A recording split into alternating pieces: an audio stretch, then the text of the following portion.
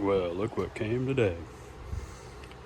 It's the Cusco strut tower brace. We're going to install this today, and what it's going to do is provide a more stable, rigid platform between the strut towers to keep them operating in unison and creating less roll. Real easy install. 12mm nuts. We're going to start by loosening those up.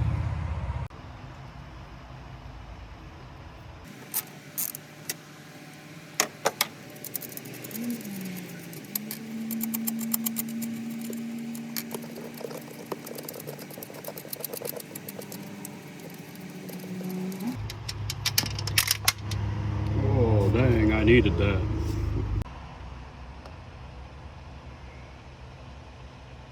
If you don't have one, you should get one of these telescoping magnet.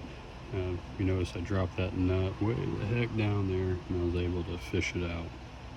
Definitely an essential to have in your tool arsenal.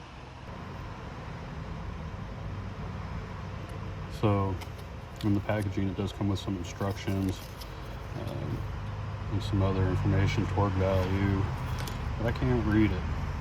The only thing I can read is that it's for use in Japan only and do not install in any other countries.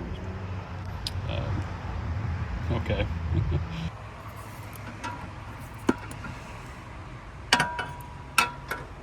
Really not much to fit this into place.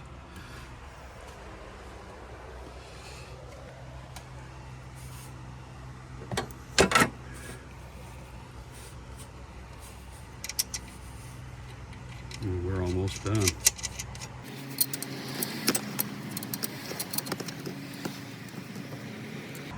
That one in the back's a pain. So yeah, with the AOS in there, it makes it kind of tight to get it started.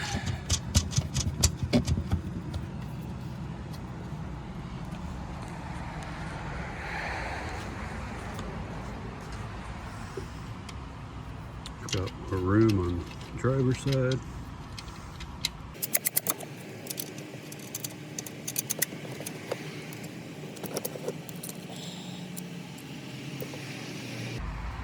Magnetic tipped nut driver might be helpful. There we go. Alright, we can snug these down.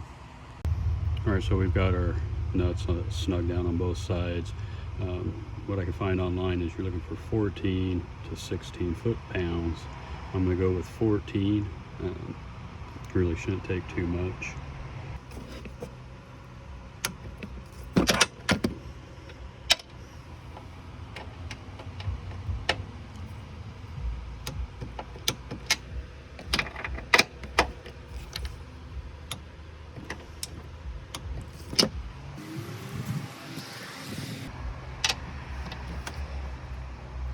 Real easy to over torque these if you're not careful.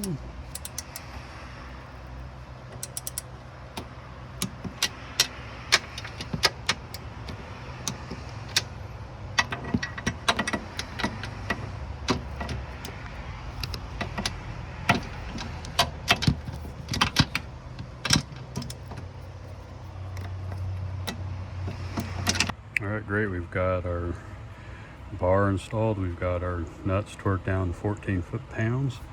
I think we can peel off the protective tape and have a look. Oh, that's sweet. So we'll do a drive and review a little bit later. See if it makes a noticeable difference in the handling of the car.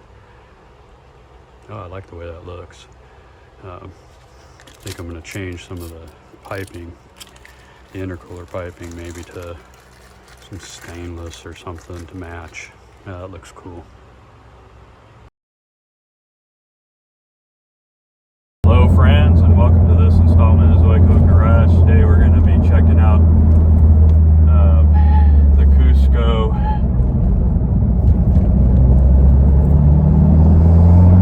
strut tower brace.